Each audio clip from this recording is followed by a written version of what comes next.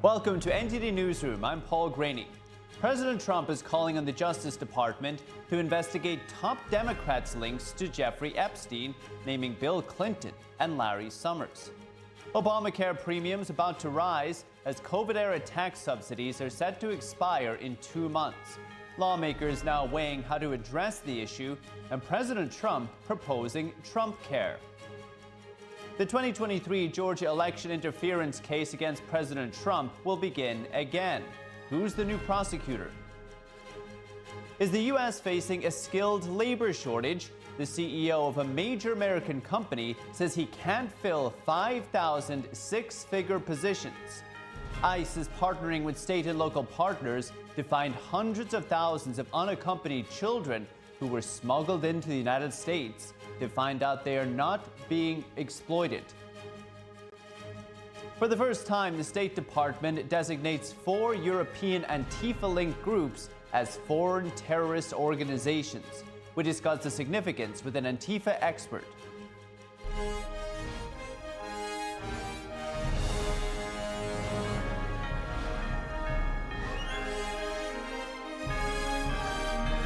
This is NTD Newsroom, live from our global headquarters in New York City.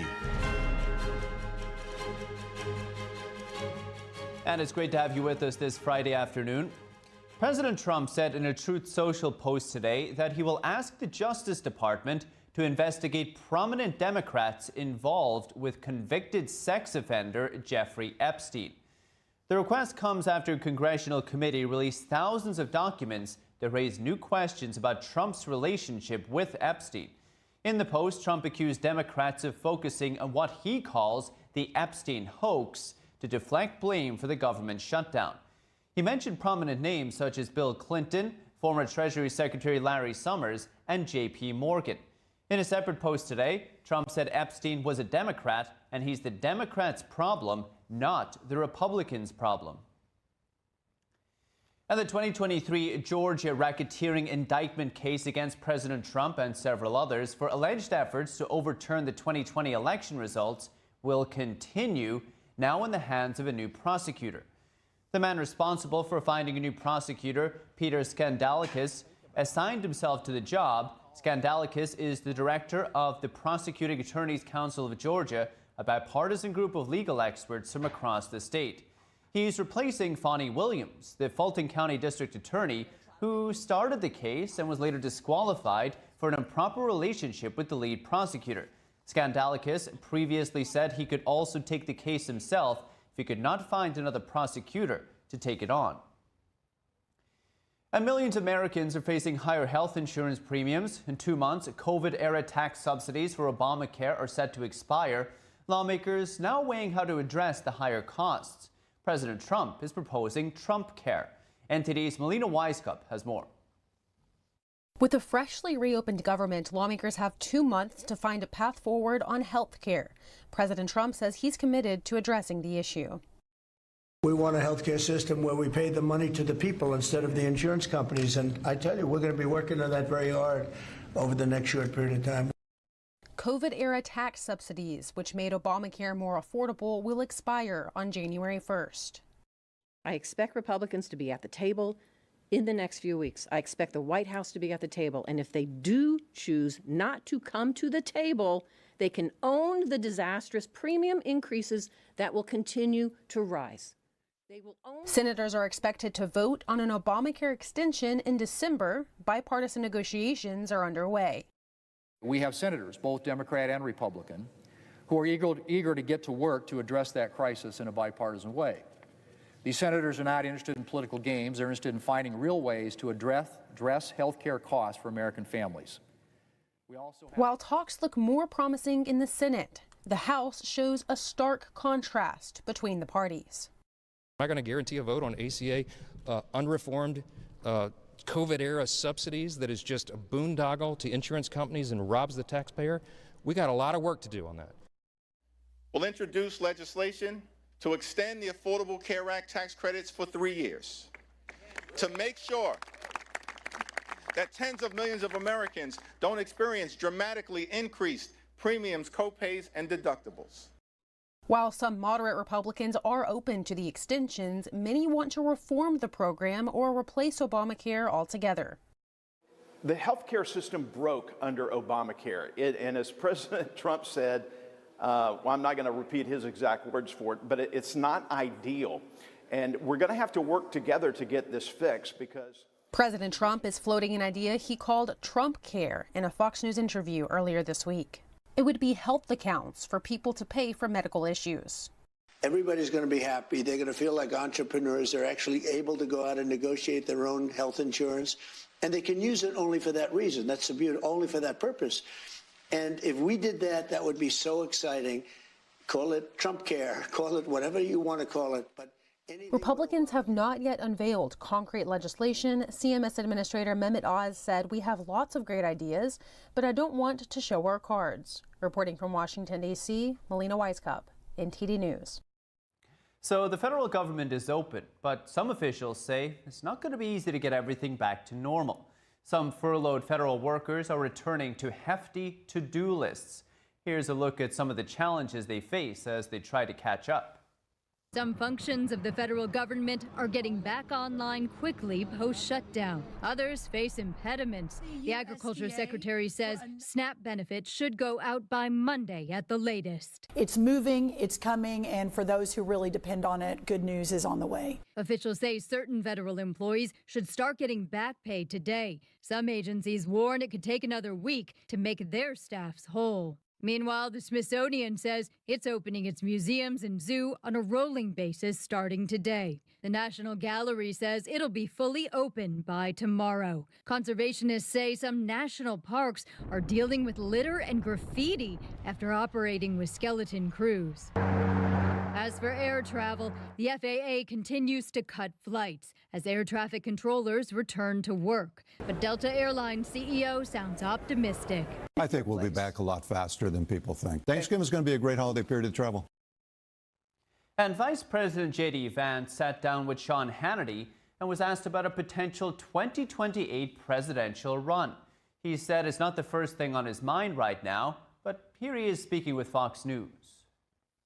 I really want us to win the midterms because if the Democrats get in power, they're going to try to screw up a lot of the great things the President of the United States has done over the past 10 months. Again, trees that have been planted, some of which won't even bear fruit for a few years. I don't want the Democrats to screw that up. So we're going to win the midterms. We're going to do everything that we can to win the midterms. And then after that, I'm going to sit down with the President of the United States and talk to him about it. Vance was also asked if he sees Secretary of State Marco Rubio as a future rival for president in 2028. He said that's not something to think about right now, and instead described how close he and Rubio are, and said Rubio acted as a kind of mentor to him when they were in Congress together. Hannity and Vance discussed President Trump's energy and work ethic and how he expects his staff to keep up with him. Vance said Trump has an incredible ability to read people and predict what they might say about an issue. And the U.S. and South Korea have unveiled a framework of a new sweeping trade agreement, one that includes more than $350 billion in planned Korean investments across American shipbuilding and major industrial sectors. Project selection will be completed by January 2029, when President Trump's term ends. The funds required for project implementation will be paid within 45 business days after receiving notification of the U.S. investment destination selection. The announcement follows President Trump's October meeting with South Korean President Lee Jae-myung, where the two leaders agreed to cut tariffs on Korean imports from 25% down to 15%. Officials say a new memorandum of understanding outlines dozens of potential projects from shipyards to artificial intelligence and nuclear energy. The deal also opens the door for South Korea to build nuclear-powered submarines and expand fuel processing capabilities. Seoul will phase its cash investments over time to avoid disrupting currency markets. Seoul also pledging to raise defense spending to 3.5% of its GDP. It's becoming the first U.S. ally outside of NATO to meet the standard set by President Trump at the Hague summit. Tariff relief for the Swiss. The White House has released details on its new trade deal. Switzerland's reciprocal tariffs rate will be no higher than 15%, the same as the European Union. This is a true relief for the Swiss and Geneva economy, which had been unduly damaged by punitive tariffs. So again, a breath of fresh air for the Swiss economy. The Swiss, as part of their agreement, they've said we are going to have $200 billion in investment, during President Trump's term, starting with about $70 billion investment next year. And it will be in these areas. So Roche, for example, sign of goodwill, has already broken ground on a new facility, pharmaceutical facilities. The Trump administration has announced a framework on its trade deal with Switzerland and with Liechtenstein. It includes the removal of trade barriers and a pledge by both countries to invest at least $200 billion in the United States. At least a third of that investment will have to happen next year. In an interview, U.S. Trade Representative Jameson Greer also said that Switzerland has agreed to buy Boeing planes. As for reciprocal tariffs, since August, rates have been at 39%, and this will be slashed to 15%. President Trump vowing to usher in a renaissance in American manufacturing. It's a big reason for his global tariff agenda. And recently, Ford Motor Company's CEO Jim Farley thanked the president, saying the tariffs have leveled the playing field for American manufacturers. But just this week, Farley said he's struggling to find the people to fill the new jobs. He says Ford has 5,000 unfilled job openings that offer a six-figure salary. Joining us now to discuss is Nicole Walter, president of HM Manufacturing. Walter also sits on the board of the National Association of Manufacturing. Nicole, great to see you. Thanks for coming on. Yeah, thanks for having me. Nicole, you of all people have your finger on the pulse of American manufacturing. Is it really the case that one company alone is struggling to fill thousands of jobs with six-figure salaries? That's just incredible. It's not just one, it's many. I can't tell you. We've been struggling since the COVID era. I know I'm not alone in that, and there's definitely other colleagues and other industries as well that are suffering to find skilled help. Why, Nicole? Why? Well, manufacturing is not a sexy job. So I would say since the early 80s, when a lot of those manufacturing jobs went overseas, that didn't help things. And in the early 2000s, that also became a big topic where more jobs were going overseas. So manufacturing became a way of the past. And so not everybody was wanting to get into manufacturing. People were nervous that if they did go into manufacturing, maybe they would be laid off. And so I still think from those times, we're really trying to get manufacturing somewhat back off the ground and making it cool again. And so, besides the fact that you do have automation and you do have robotics and there's a lot more engineers, you actually need machinists to be able to run these types of automation and products and technology. And so we're struggling. We're struggling to find that. We're struggling to get apprentices to want to be in that type of program. And I would say the other issue that we're facing is that because you can't find skilled help, you are having poaching, but the other offset of that too is you're seeing consolidation. So you're seeing other manufacturers purchase smaller businesses with already that skilled force so that they can grow and they can expand because you can't find it elsewhere. I still find it incredible. Six-figure salaries, Nicole, in this economy and in this environment. We know, to your point, Mike Rowe, he's famous for promoting what he calls dirty jobs, especially in the age of AI. Are there people coming to your company or other manufacturers looking for that change in career or a dirty job that they wouldn't have gone for before? No, not yet. I mean, we're really trying. We go after the high schools a lot, and we're trying to make their manufacturing programs a little bit more robust in that high school level. We're actively working with your community colleges as well, but not everybody wants to do that, not even with six figures, just because it is a lot of work and it does require a lot of high skills. So when you can go on TikTok and you can get on that creator fund and it's super easy to swipe and scroll and get paid by that, you're seeing more and more people want to do that versus want to actually create a career in manufacturing. So I would say a lot of my industry friends were doing what we can to try to make it cool and popular, to almost like you can be a creator and be a TikTok star by showcasing the type of products you're making, but we're still not there yet.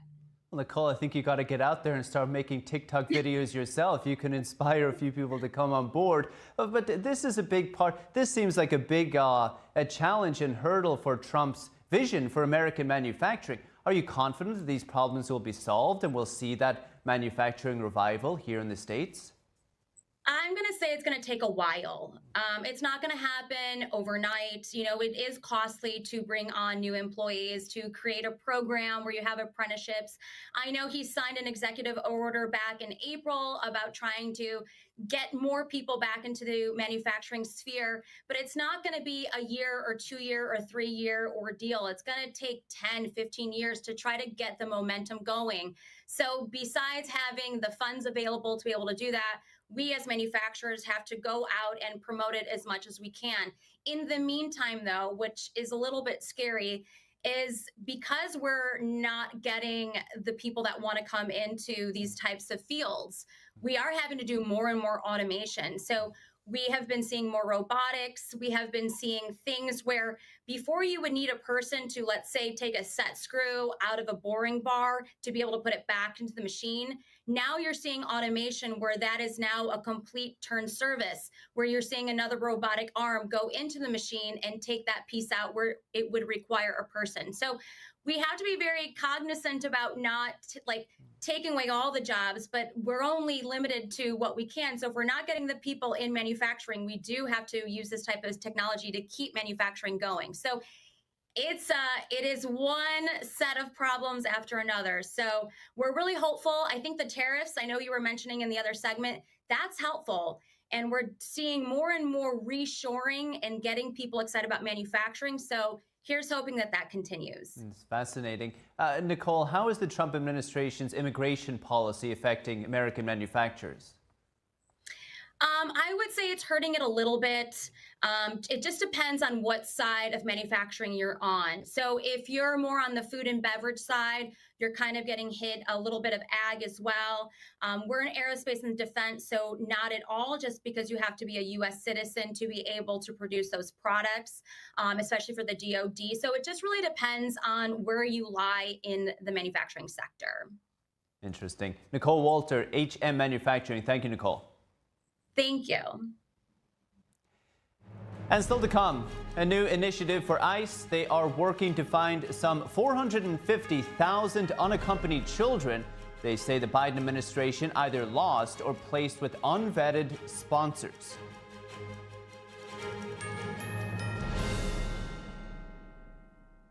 A performance that truly matters for each and every one of us. This is what you've been waiting for.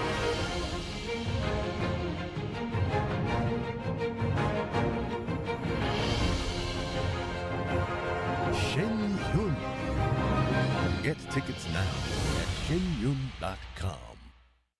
As we naturally age, many people are getting zero amount of this incredible and unique substance. That's when we start seeing an impact in our joints, skin, nails, and even our digestion. People ask me, Dr. X, what is the #1 supplement I should be taking? My answer is multi-collagen protein. People's reactions to me, people were like, what are you doing? What is going on? You look amazing. You have a glow about you. What makes Ancient Nutrition Multi-Collagen stand out from other brands? 10 types of collagen.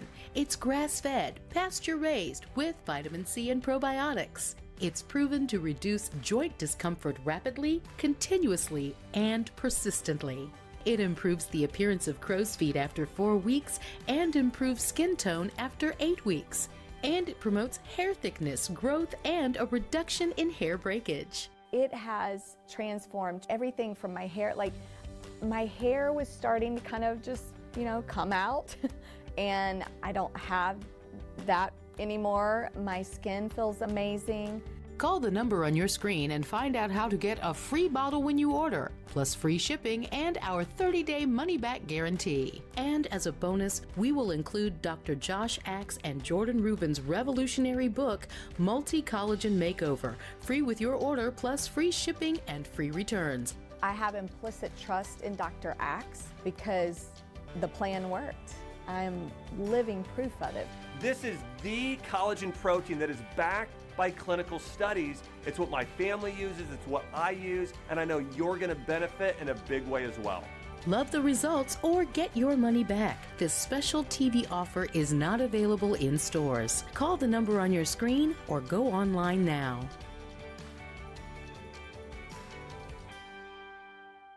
Come to Mathis Home today and save with Black Friday deals all over the store. They have the largest selection of bedrooms in the styles you like at the prices you'll love. This metal bed with a matte black finish is a classic with a modern flair. Black Friday priced at just $2.99. Check out this upholstered bed covered in an ultra plush fabric. It's a hot buy at just $2.99. They're all in stock now, so you can get fast delivery absolutely free. For style and value, shop the Black Friday deals at your furniture superstore, Mathis Home.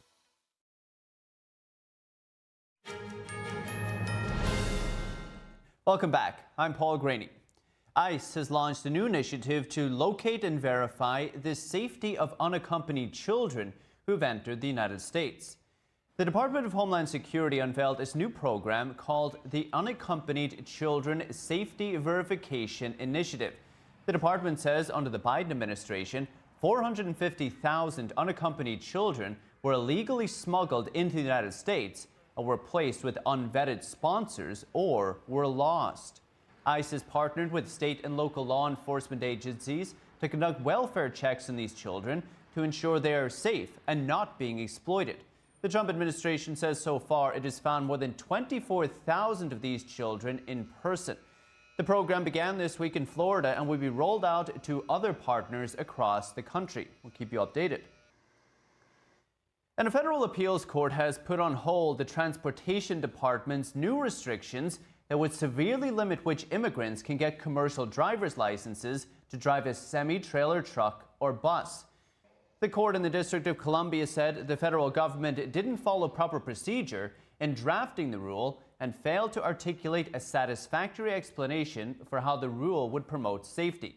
Transportation Secretary Sean Duffy announced the new rule in September after a truck driver not authorized to be in the United States made an illegal U-turn and caused a crash in Florida that killed 3 people.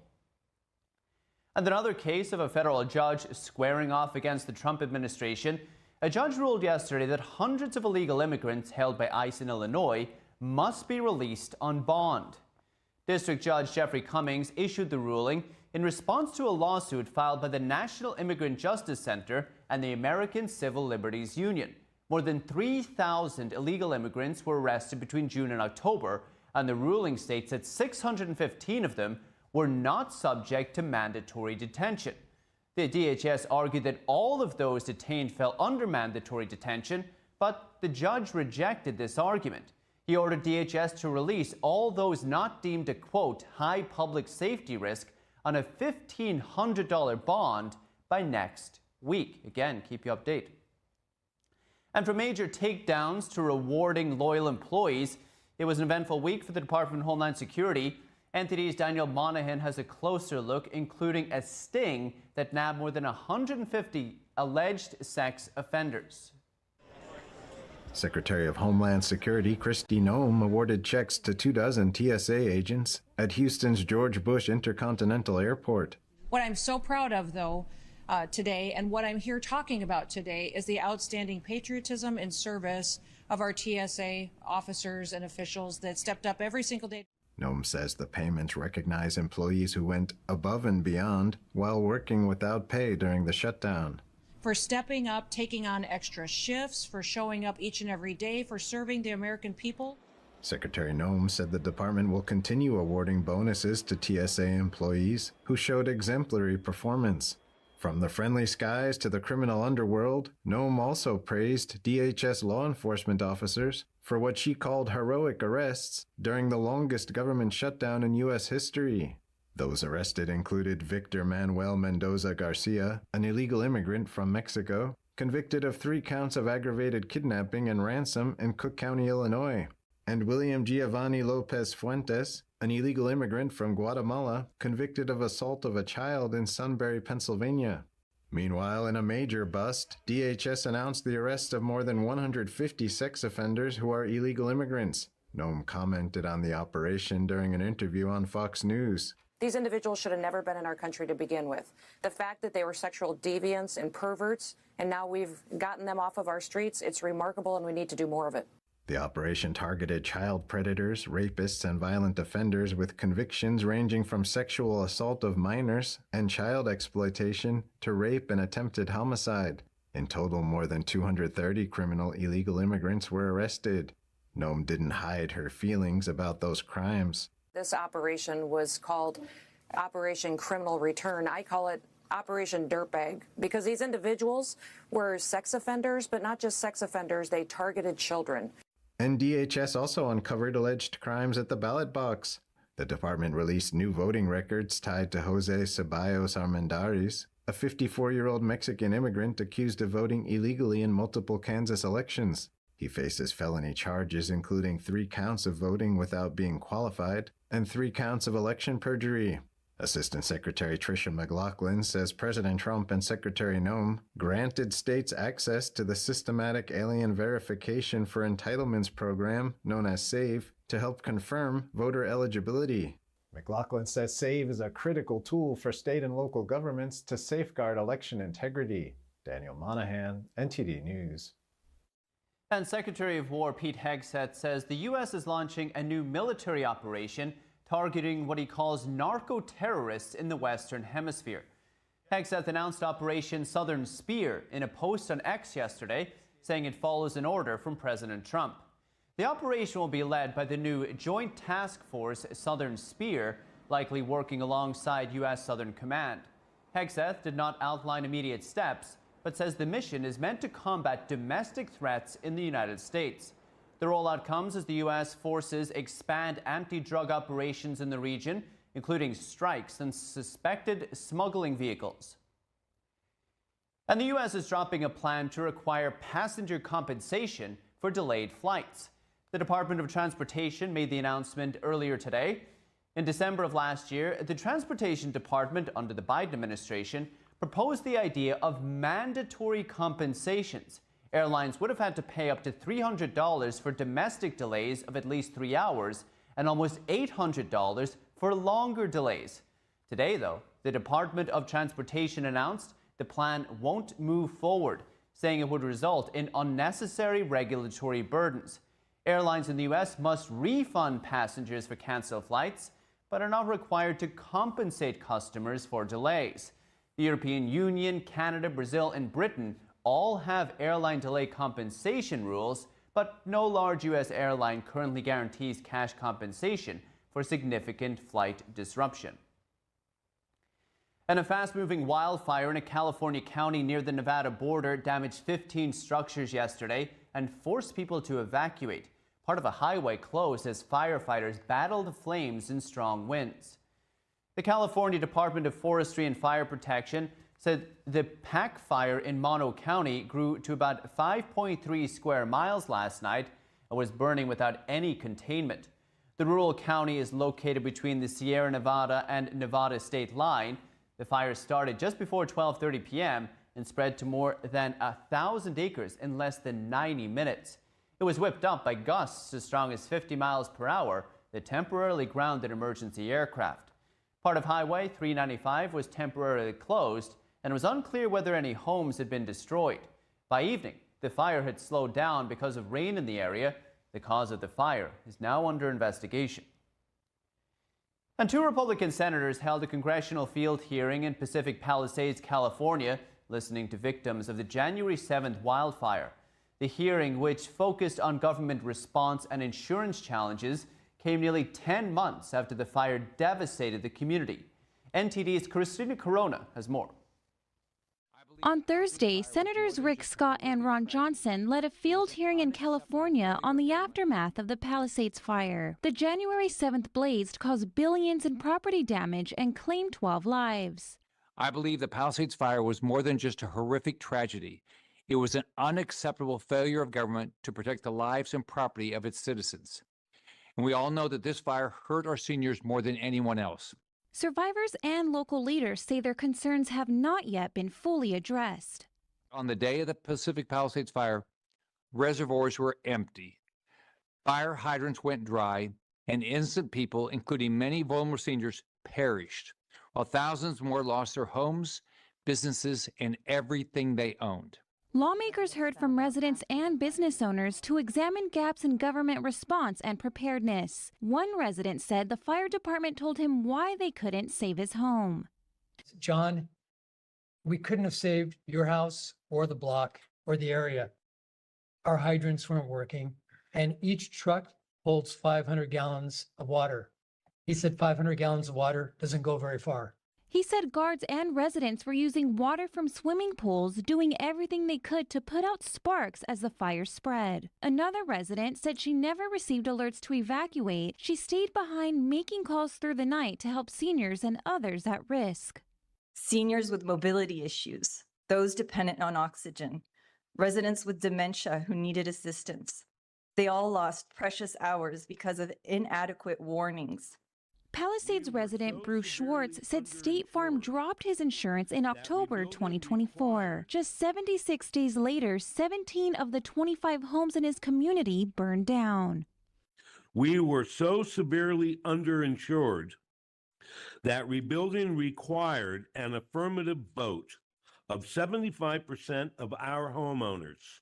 He said the vote failed because some homeowners whose property survived refused to fund rebuilding for those who lost everything. So now we have no home and no right even to rebuild one.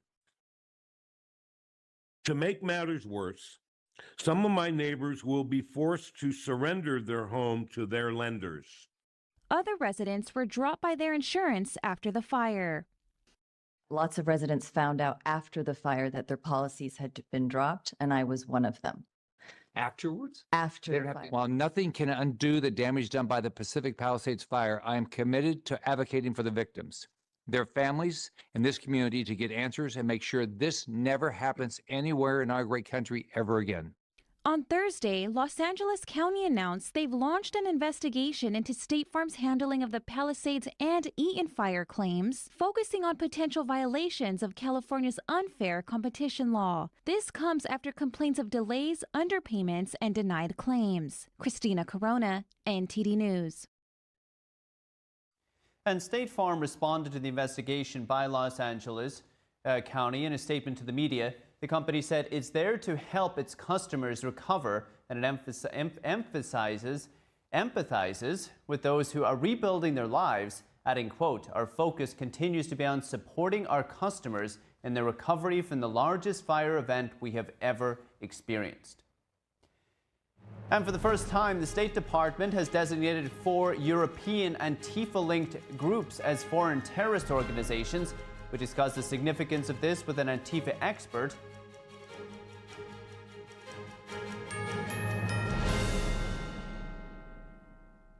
This is pho-licious. Now, what is pho?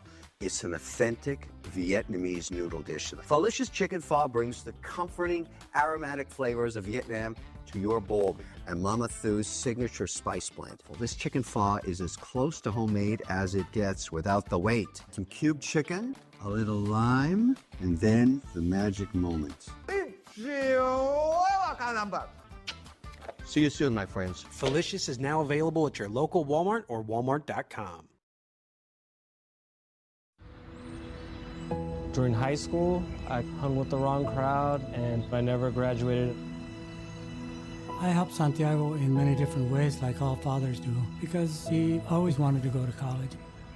I felt a little embarrassed to come back to school, but eventually, once I came here, I knew that it's for a bigger goal. He was very dedicated, hardworking. He connected with his teachers. He connected with other students. That was one of the key reasons why he was able to keep forging ahead.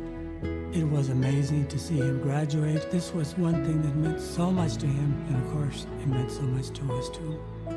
With the help of my father and having my son, that was all the motivation that I needed. That support is everything. Find free adult education classes near you at finishyourdiploma.org.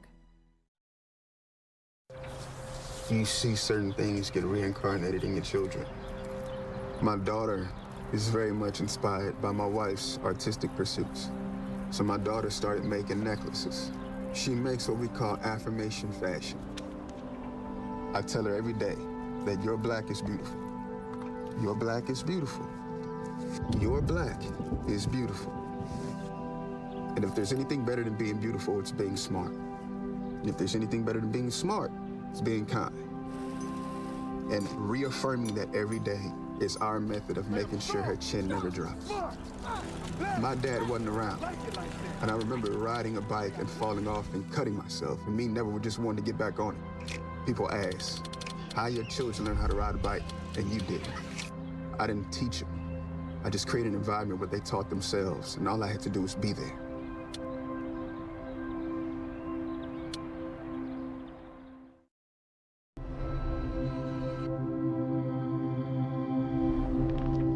Ethan was shot in the head in his best friend's house with an unsecured gun. The father, the gun owner, he stored his 3 guns and bullets in a shoebox. That has to be the most horrific experience that a human could ever have.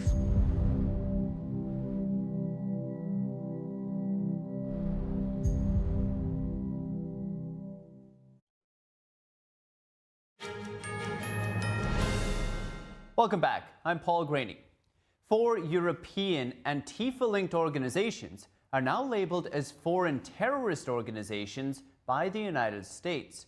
Joining us now to discuss is Kyle Scheidler, Director and Senior Analyst for Homeland Security and Counterterrorism at the Center for Security Policy and the editor of Unmasking Antifa, 5 Perspectives on a Growing Threat. Kyle, great to have you on. Thanks so much. Why has the United States singled out these 4 European Antifa groups specifically? Well, they are deliberately targeting groups that have a known track record of significant political violence. Antifa Ost is well known for attacking its political opponents with hammers. The Italian anarchist group has conducted a number of attacks, as have the 2 Greek groups. So these are groups that have Antifa links. They're known as anti-fascist groups, and they conduct attacks that meet that standard of terrorism. The advantage of doing this is they are helping establish the record that Antifa engages in terrorism, that they do so abroad. And this will then help them as they continue to pursue secondary sanctions. Well, Kyle, attacking political opponents with hammers, shocking as it may be, what's the justification for grouping them with terrorist organizations like ISIS or Al-Qaeda or Hezbollah? Well, for purposes of our laws, what matters is not necessarily whether it's a bombing or a shooting or a hijacking. What matters is that it's violence intended to politically intimidate. And that is clearly the case here. So that is helping to establish that this is really what Antifa is all about. It is about using violence to intimidate for political purpose, and that is terrorism. The U.S. has launched actual kinetic wars against terrorist groups. What actions are they likely to take here, though? Oh, this is certainly not a case where we're going to see drone strikes against Antifa members in Germany or anarchists in Italy or Greece. What we're talking about here is sanctions, and particularly targeting those organizations and networks, individuals who provide resources to these groups. So there is a large network that provides technologically sophisticated tools to Antifa groups. Everything from encrypted email and phone apps to website hosting to blogs and the like. There's also very expansive networks that provide all manner of propaganda support, hosting communiques, providing information about tactics and techniques that Antifa groups can use to commit violence. So these are the kinds of groups and networks that will now become vulnerable to secondary sanctions now that we have some Antifa groups on the state terrorism designation list. What connections do these groups or influence do these groups have over what's happening here in the United States, either with domestic Antifa groups or otherwise? Well, they have a couple of different connections. One, there are examples of foreign Antifa members coming to the United States to conduct actions. There were foreign members of Antifa who were present, for example, in the Defend Atlanta Forest, Stop Cop City event the state of Georgia has now charged some 60 people with domestic terrorism coming out of those riots and other violence. They also provide instructions and techniques for American Antifa members. A lot of what we see happen on the streets of the United States happened first in Europe, whether that's, for example, the targeting of Tesla dealerships and Tesla vehicles for fire bombings. That's a technique that was first originated by Antifa members targeting Elon Musk and his Tesla company in Europe. So a lot of what happens in Europe eventually finds its way to the United States. And again, as I said earlier, a lot of these groups share those same support structures. So the same blogs and networks that are hosting the communiques of some of these designated groups are also hosting the materials for U.S. Antifa groups as well. So there are those connections as well. And that's what the State Department is attempting to establish. On that point, President Trump has floated the idea of using racketeering charges to go after left-wing organizations or left-wing groups that promote violence. Is there any connection between this latest designation and that idea of racketeering charges? Well, a racketeering charge is a domestic criminal statute primarily aimed at organized crime. There are certainly activities that Antifa groups engage in that might meet that standard, particularly when it comes to the way money is moved, so money laundering issues, the abuse of charity fraud and tax-deductible donations. Those kinds of things would certainly open themselves up to a RICO statute, but it can be challenging. You know, RICO was designed to track money coming from lower-level criminal deals up to a kingpin at the top. And in this case, what you're talking about is money being pushed from the top to the bottom, which is a little bit more distributed and a little bit more difficult to follow. I think it can be done. There are some interesting efforts right now in Congress to make this a little bit easier on law enforcement. Senator Ted Cruz has his Stop Funders Act to include felony federal rioting amongst RICO charges, for example. So there are some interesting opportunities taking place. Finally, Kyle, we know that the president has already designated Antifa as a domestic terrorist group here in the United States. Has anything significant come out of that yet? Well, as I've had to explain to people, unfortunately, technically, there is no such thing as a domestic terrorist organization list. Designating an organization as a domestic terrorist organization does not actually confer any statutory authority. So federal law enforcement gained no new powers or capabilities because of the president's declaration. But what I think he was attempting to do by making that statement was to make clear to federal law enforcement that he views this as a national security priority and that he wants to see them use all available powers to address this threat. It's quite the issue. Kyle Scheidler, appreciate it, sir. Thank you. Thank you. And the BBC has apologized to President Trump over a documentary that selectively edited a clip of his January 6, 2021 speech. The edit spliced together parts of the speech that were nearly 1 hour apart, giving the impression that Trump had called for violence. The documentary was aired in the run-up to the 2024 election. And while the BBC has now retracted the documentary and apologized, Trump's legal team is also calling for compensation, which the BBC is refusing to pay. Entd's international correspondent Malcolm Hudson brings us more on the story. The British Broadcasting Corporation, or BBC, sent a personal apology to President Trump on Thursday, but said they believe there is no legal basis for Trump to sue the public broadcaster over a documentary Trump's lawyers called defamatory. The BBC edit created the false impression that Trump had called for violence ahead of the January 6th Capitol breach.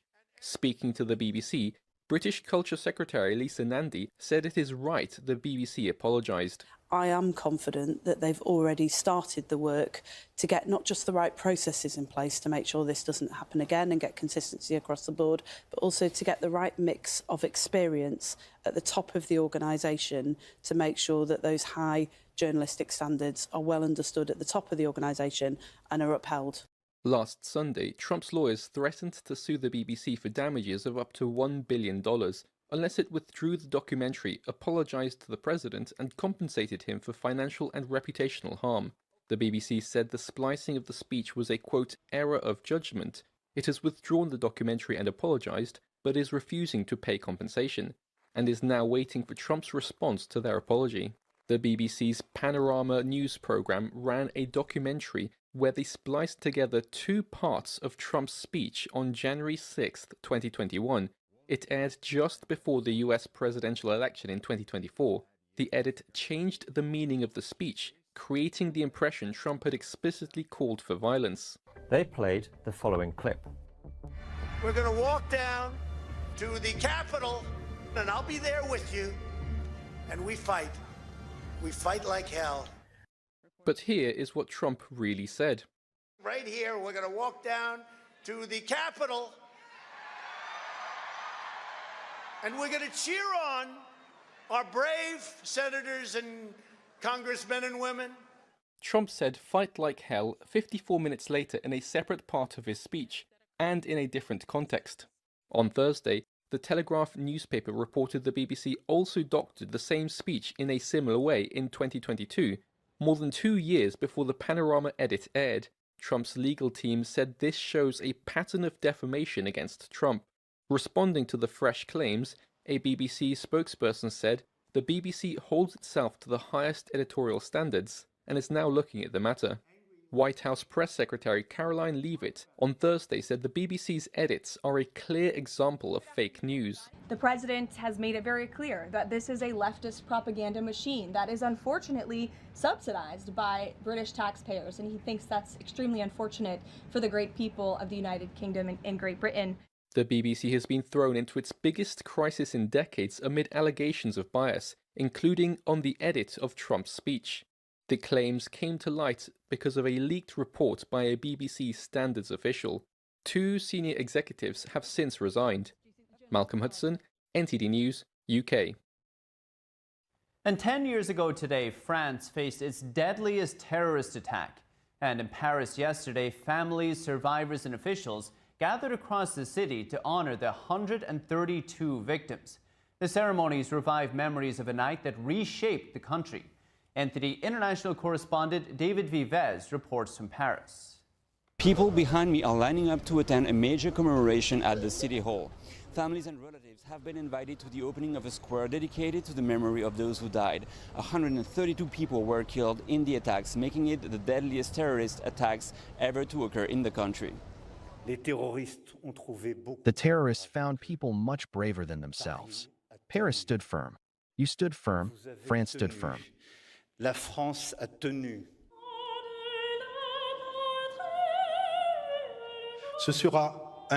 This memorial garden will be a place where all the victims who lost their lives on November 13th will be identified. But it will also be a place where survivors can gather, a place for both walking and reflection. It will be a place where life is reborn each spring. 9 ISIS gunmen and suicide bombers struck within minutes of one another at several locations in the deadliest violence to strike France since World War II. They targeted fans at the Stade de France stadium and cafe goers, and ending with a bloodbath in the Bataclan. More than 130 people were killed and over 140 were wounded. A decade later, the weight of that night remains deeply personal for many who call Paris home. Crowds gathered across the city, including at Republic Plaza, where Parisians were invited to lit candles, flowers, and handwritten notes throughout the week. Many French see these attacks as an assault on their way of life. It's a way to pay tribute by going to the theater tonight. It's a way to keep living and thinking about all those people who, because they went to a show, because they went to see something on a terrace, left this world. It's a wound that is still open. For the last 10 years, we've been saying there was a before and an after. But what comes after? Have actions been taken to ensure it doesn't happen again? I'm not sure. The threat is still there. As night fell, the Eiffel Tower lit up in blue, white, and red, the colors of the French flag. Church bells rang across the capital as the ceremony began, including those of Notre Dame Cathedral. Emergency workers, city staff, and volunteers took turns reading the full list of 132 recognized victims. David Vives, NTD News, Paris. And still to come, London's famous Kew Gardens dazzles with festive preparations. They're gearing up to open a nighttime trail as part of their Christmas celebrations. We have that and more after the break.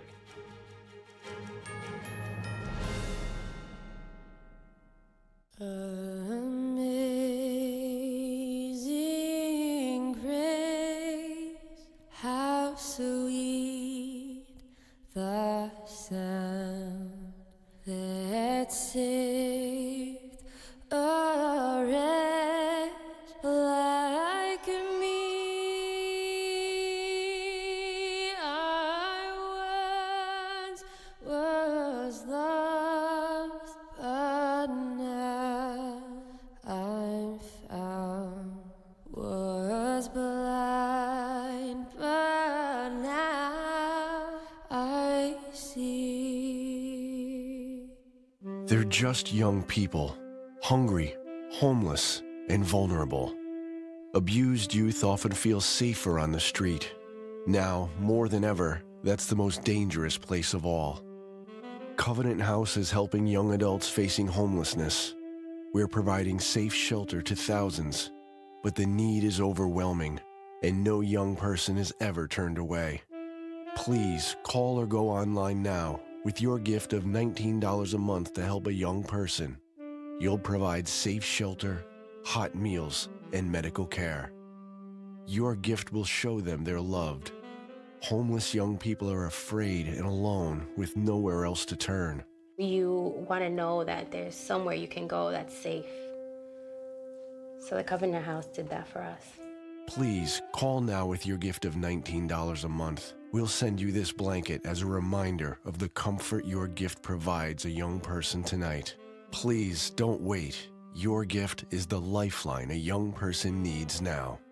Call the number on your screen or go online to safeplacetosleep.org. Thank you for saving precious lives.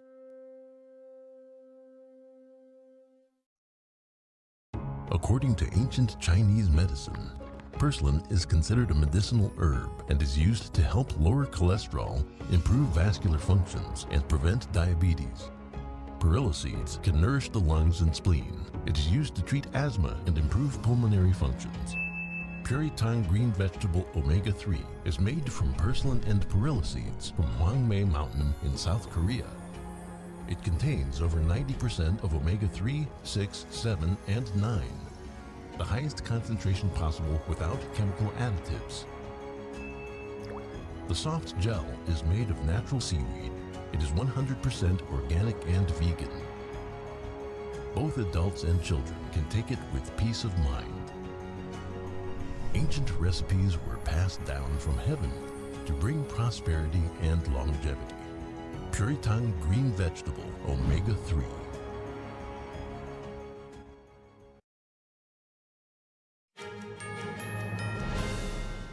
Welcome back. I'm Paul Graney. Police in Atlanta say a group of brave civilians saved the life of one of their officers. Last month, Atlanta police officer Malik Safai was responding to a call for backup when his patrol vehicle crashed and burst into flames. This police body cam video shows the residents in the area who sprung into action. They broke a window, pulled Officer Safai from the burning cruiser, and used his radio to call for help. Then they had to move the officer again when witnesses say his gun, which was inside the burning vehicle, started firing. The police department, in a Facebook post, thanked the residents involved for what it called their extraordinary courage. Well done. And London's Kew Gardens is getting ready to sparkle for the holiday season. An enchanting nighttime trail will bring the gardens to life with color, sound, and shimmering displays. Here's a closer look. The display includes a light show on Temperate House, various light installations, a dance floor, and an orchestra made of lights illuminating the after-dark landscape of the gardens. This year we've got 8 world-exclusive installations as part of the event. That includes bespoke things like the Palm House show behind me. We've put a bridge over the Palm House pond. We have an orchestra made of lights. We've got blooms blowing in the air. mycelium networks reaching out from under tree trunks. I think one of the things I like about Christmas at Kew is that it has very gentle moments like the one behind me, which is very contemplative, but there's also really fun and jazzy bits. So we've got a dance floor. We're encouraging people to dance along with giant headphones. But I think if I had to pick a favorite, the mycelium network is really beautiful. It kind of explores the network underground between mushrooms. Just feels so fitting at Kew, so the home of the fungarium. Now in its 13th year, Christmas at Kew began as an initiative to attract guests at a traditionally quiet time for the gardens. And what was once the quietest time of year at Kew is now one of the busiest. We have more than 300,000 people that are going to be coming over the next 49 nights to see this amazing show. Christmas at Kew opens to the public today and runs until Sunday, January 4th, 2026. Shenyun Performing Arts has dazzled audiences worldwide with the extraordinary skill and grace of its classical Chinese dancers. Now, for a limited time, viewers have a rare chance to see what makes the performances so breathtaking in a special Mid-Autumn Festival Technique Showcase premiering November 15th on the video platform Ganjing World. Here's an early look.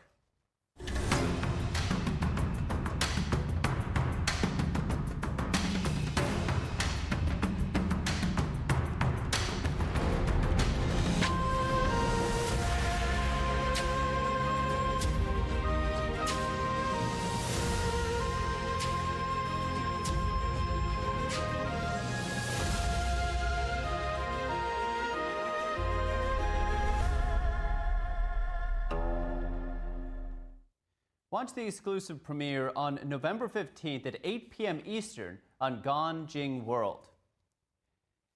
And still to come, Purdue Pharma might have to pay billions to settle thousands of lawsuits over the toll of opioids.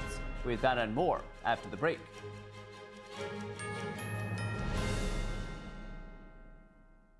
Don't wait. Call now to find out about our Medicare plan. Why do we have to sit through so many Medicare commercials this time of year? It's endless. Good question, Edith. I'm glad you asked. We see so many commercials this time of year because it's the only time, other than special circumstances, when Medicare recipients can change their plan for Part C. Original Medicare only covers Parts A and B, but a Medicare Advantage plan has additional benefits that Original Medicare doesn't offer. So now's the time to fill those spaces? That's right, Archie. And every year, there are changes to what benefits you may receive from your Part C plan. Call right now to find out what plan best suits your needs. It's easy, easy, don't delay. Pick up the phone and call today. Call now for your free Medicare review. 1-833-469-1754. 1-833-469-1754. You may now return to your regularly scheduled programming.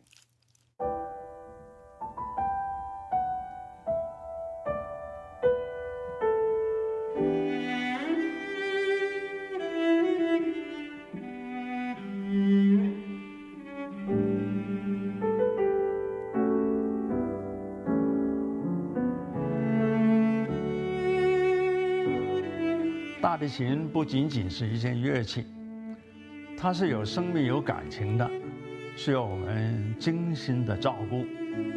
往往我们一个小小的动作，可能都会对人情绪产生微妙的影响。天音的品牌是福星，我们对于传统的理念很荣幸被神韵艺术团选为指定供应商。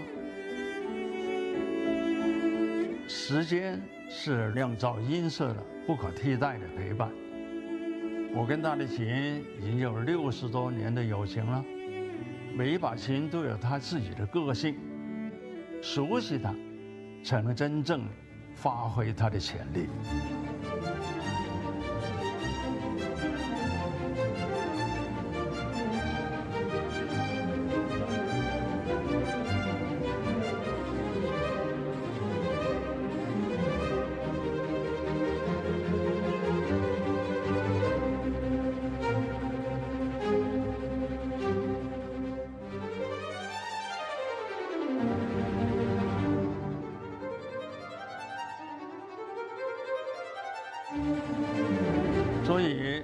我希望给你的每一把琴，都是首先我所信任的。